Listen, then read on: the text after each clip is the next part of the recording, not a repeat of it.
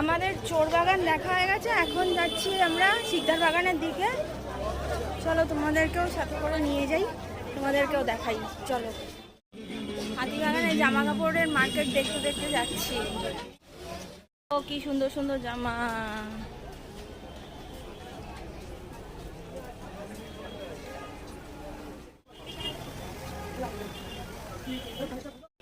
শিকদার বাগানে ঢোকার জন্য লাইনটা দেখো জাস্ট।